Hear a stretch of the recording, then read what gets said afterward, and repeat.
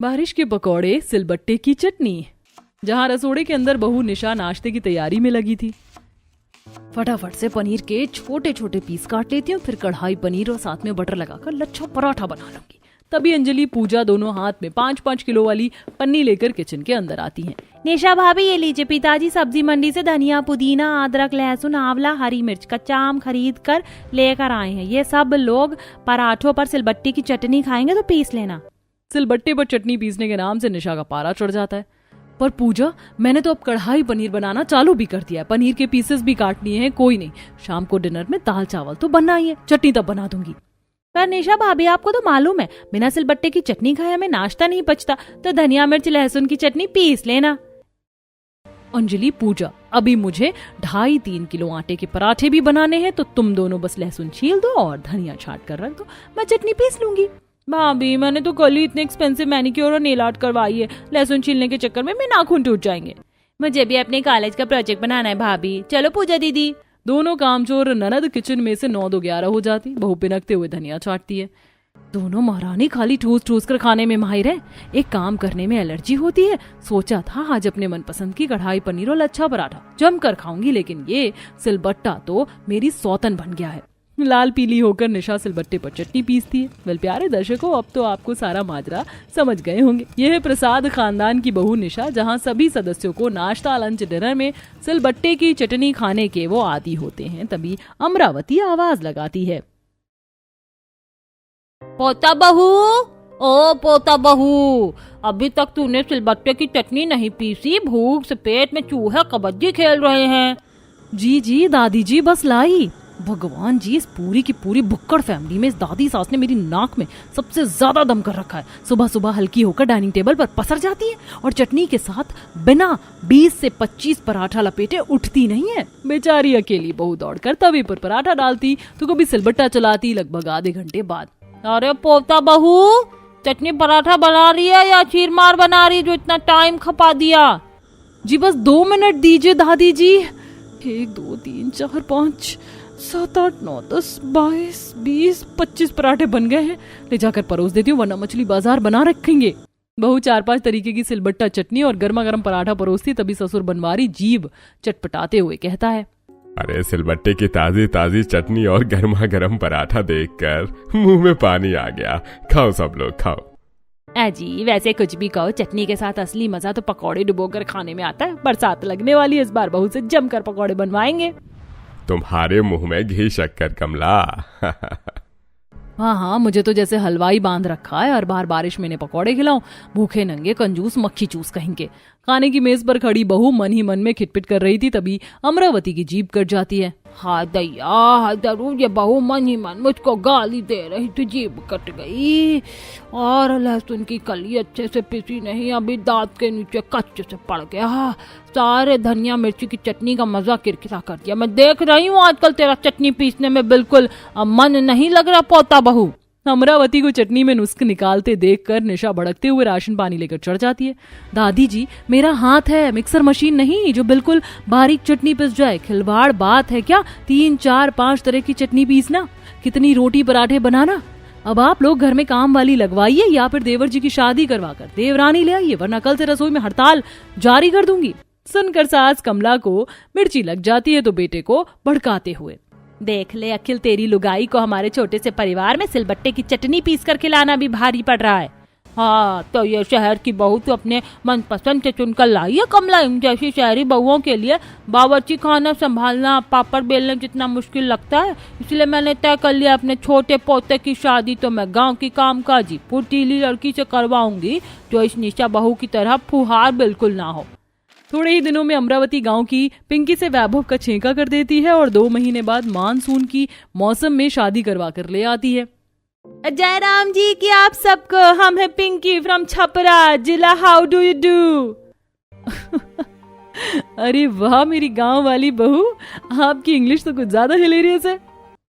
क्या है, आप शहर के मॉडर्न लोग को पटर पटर अंग्रेजी बोलना आता है, हमको भी एकदम फैंटास्टिक अंग्रेजी झाड़ना आता है।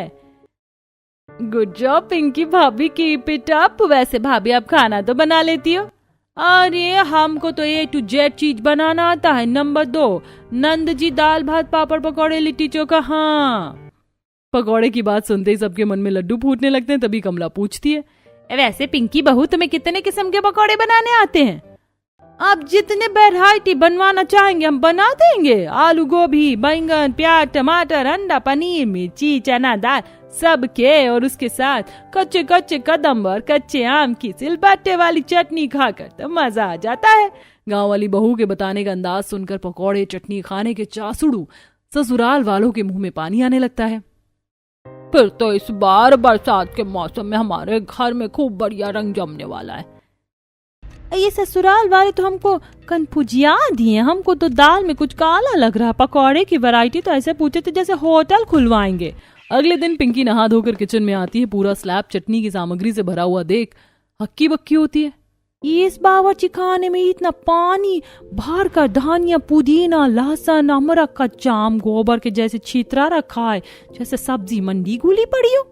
तभी पीछे से जेठानी निशा आती है। गुड मॉर्निंग मेरी गाँव वाली देवरानी, क्या बना रही हो आज अपनी पहली रसोई में?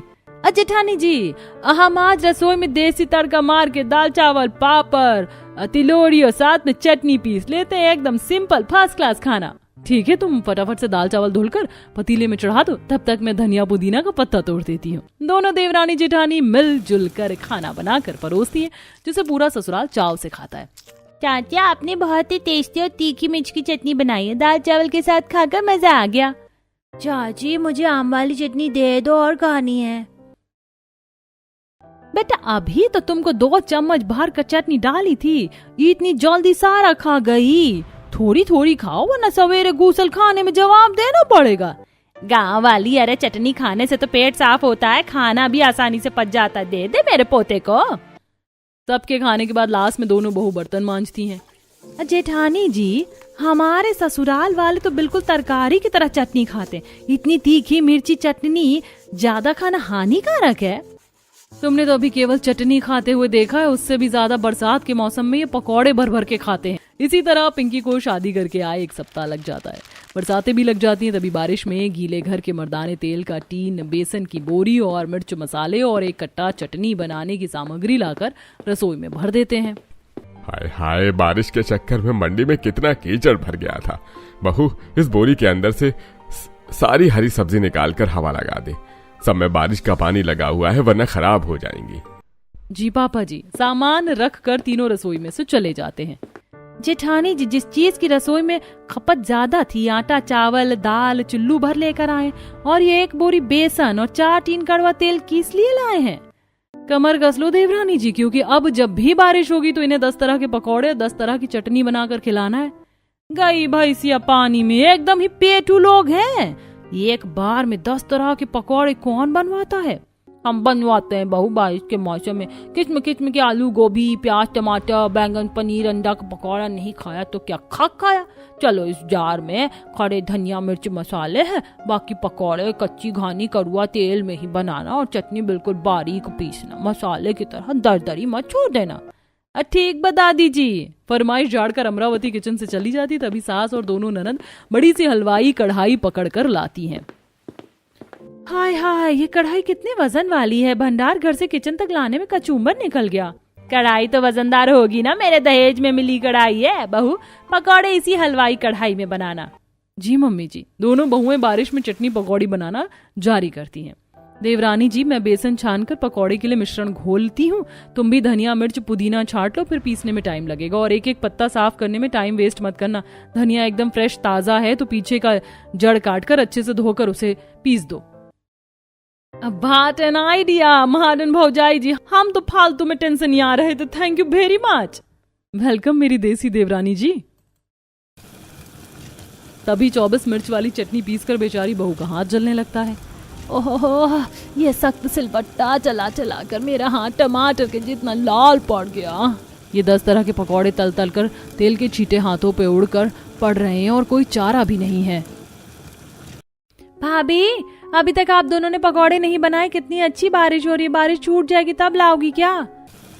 खाली बैठे बैठे मुंह फाड़ कर ऑर्डर फरमाना आता है।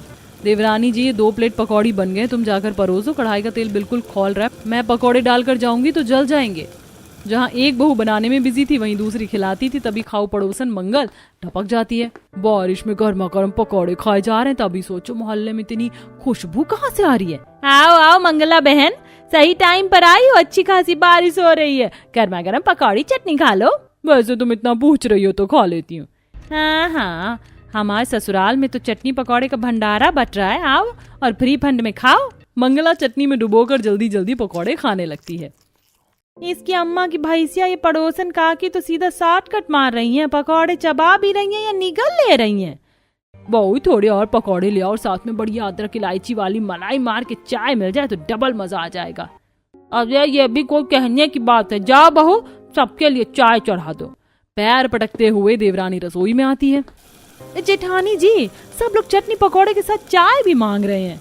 पर पिंकी चाय कहाँ से बनेगी, फ्रिज में दूध खत्म है, मंगवाना पड़ेगा। ऐसा करो अपने जेठ जी या देवर जी को फोन कर दो, ले आएंगे। पिंकी वैभव को फोन मिलाकर कहती है, हेलो, हाँ वैभव जी, घर आते हुए 1 लीटर दूध लेते आना। पिंकी, मैं यहाँ बारिश में ट्रैफिक जाम में फंसा हुआ हूँ, आने में काफी ज्यादा लेट हो जाएगा, तुम ले आओ। आग बबूला होकर बारिश में बहू दुकान पर जाती और पूरी गली बारिश के पानी में डूबी पड़ी थी। हे राम, बारिश में तो गंगा जमुना रोड पर उतर आई। भैया जी 1 किलो दूध देना। बहू के दूध के पैकेट मांगने पर बनिया चुटकी लेते हुए कहता है, अरे भाभी जी, अभी तो बारिश का मौसम चल रहा है, आपके घर में दूध की खपत थोड़ी होगी, बल्कि सब लोग पकौड़े चटनी खाते हैं ना। ज्यादा भचर भचर मत करो, चुपचाप से दूध की पैकेट पकड़ा दो, नहीं तो इसी गटर के पानी में धो भी पचाड़ देंगे। हाँ ससुर के नाती। अरे देता हूँ भाभी जी, ये लो।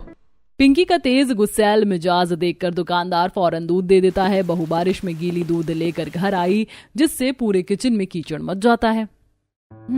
देवरानी जी, मैंने अभी भाई पर मारकर पूरा किचन सुखाया तो तुमने गीला कर दिया, मुझे कीचड़ पसंद नहीं। हाँ, हम तो जैसे कीचड़ में नागिन डांस करके आ रहे हैं, इन भूखे नंगे ससुराल वालों के चलते जाना पड़ा। चिड़चिड़ी करके बहू सभी को चाय पिलाती। कुछ देर बाद बरसात थम जाती है। अगले दिन कल तो 10 तरह की चटनी पकौड़े बनाकर खिलाने में रेल बन गई, मगर आज का मौसम तो साफ है, नाश्ते में कुछ हल्का बना लेते हैं। तभी पूजा किचन में टपकती है। गुड मॉर्निंग बड़ी भाभी, गुड मॉर्निंग छोटी भाभी, गुड गोबर मॉर्निंग, मेरा मतलब गुड मॉर्निंग ननद जी। जब देखो खजूर की तरह टपक पड़ती है गुनाह।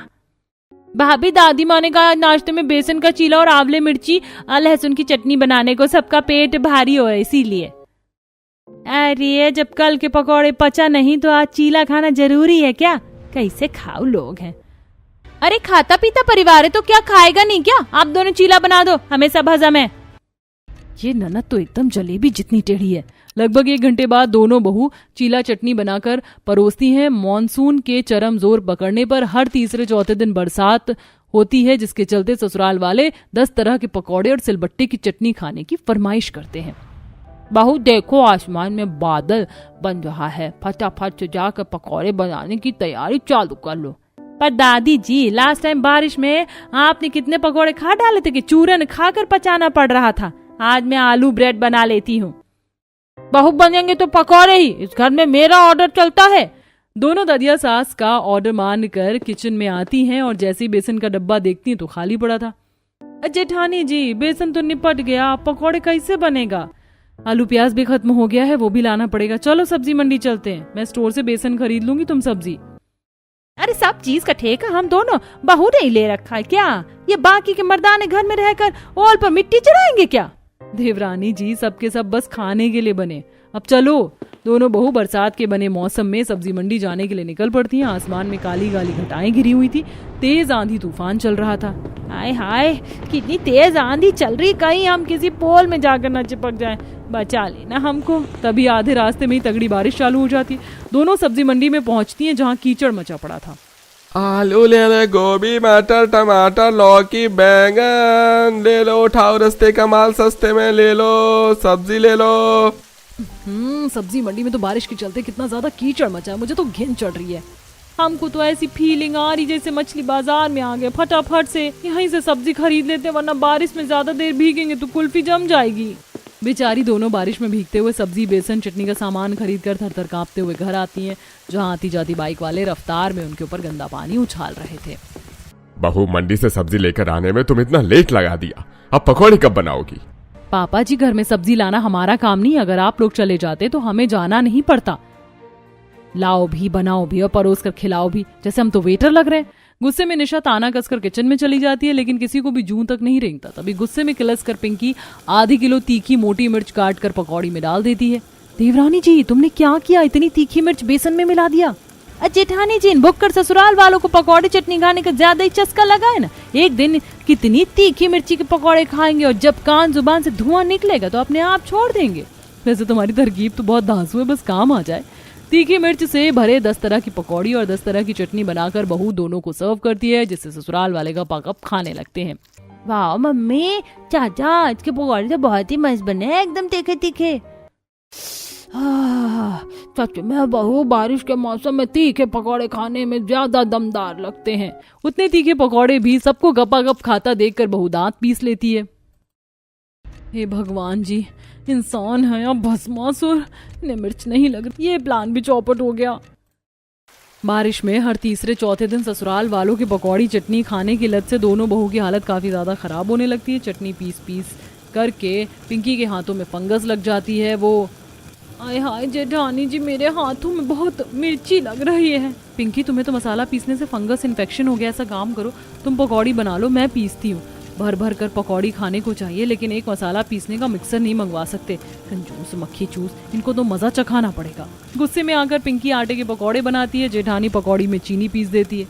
बहुत बेसन के पकौड़े खा लिया आज दिन, ससुराल वालों को आटे की पकौड़ी खाने दो। तब दोनों पकौड़े चटनी लाकर परोसती हैं। बहू, आज के पकौड़े ज्यादा लस लस कर रहे हैं, लगता है बेसन अच्छे से फेंटा नहीं था तुमने। वैसे ये भी अच्छा है। भाभी, आज की चटनी स्पाइसी की जगह मीठी मीठी लग रही, पर आपने अच्छा एक्सपेरिमेंट किया है। दोनों बहू का ये पैतरा भी फेल हो जाता है। वहीं जब भी पकौड़े बनते तो पड़ोसी कटोरी प्लेट लेकर मांगने आ जाते।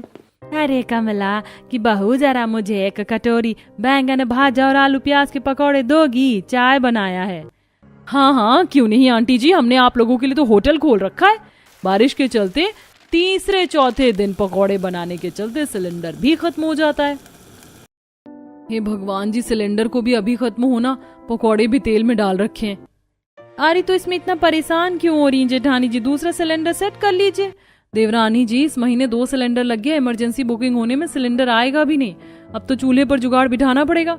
दोनों बारिश में इधर से उधर ईंट इकट्ठा लेकर रसोई के अंदर चूल्हा जोड़कर पकौड़ी बनाती हैं, जिसके कारण धुआं धुआं मच जाता है।